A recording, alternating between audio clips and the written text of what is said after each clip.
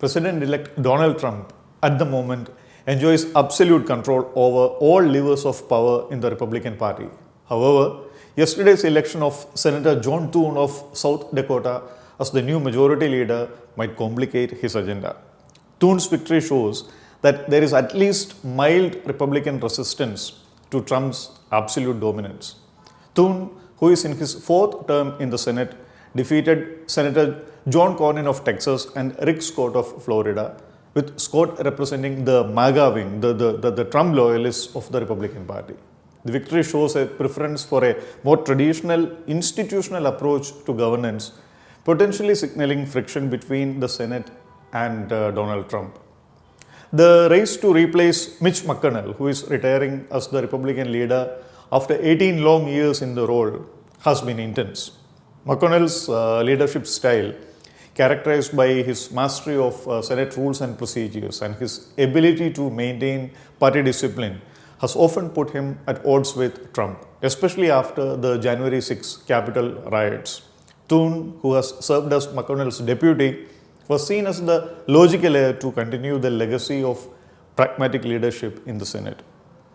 Although Trump did not formally endorse any candidate, his influential allies such as Elon Musk, Charlie Kirk and Tucker Carlson pushed hard for Scott. But those efforts ultimately backfired, with Senate Republicans resenting the attempt by outsiders to influence their leadership choices. Thune's relationship with Trump has been complicated. He was one of the most vocal Republican critics of Trump following the January 6 riots in 2021.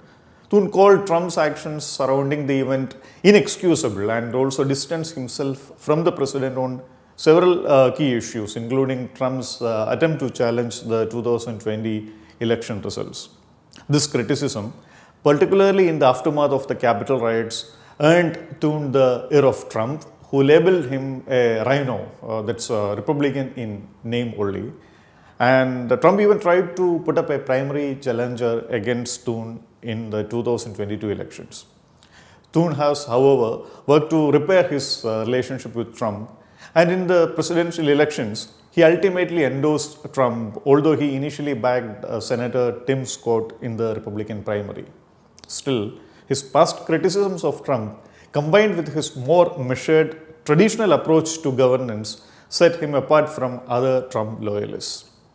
Thune, who is known for his careful deliberation and strategic thinking, is expected to bring a more consensus-driven style to the Senate, something that contrasts sharply with Trump's more combative and divisive approach.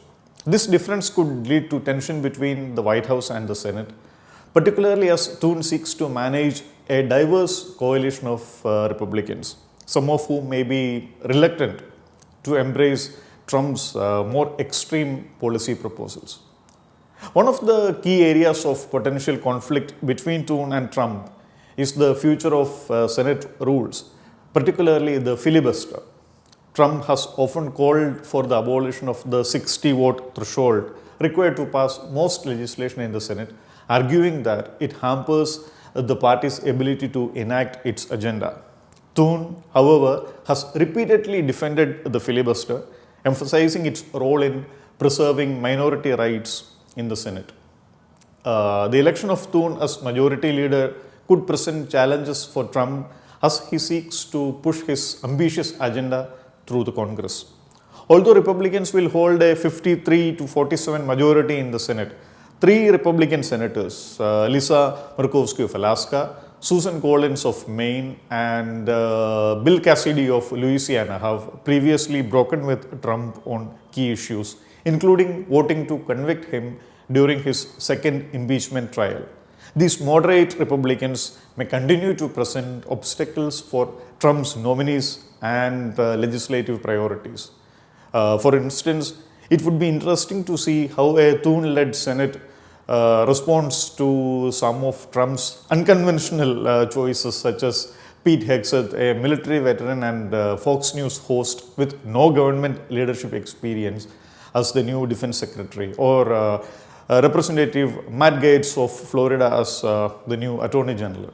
By choosing Thune, Senate Republicans have chosen a figure who represents the party's establishment. It shows that the Republican Party, at least in the Senate, is not willing to cede absolute control to Trump, as Thune attempts to balance Trump's influence with a more traditional approach to governance.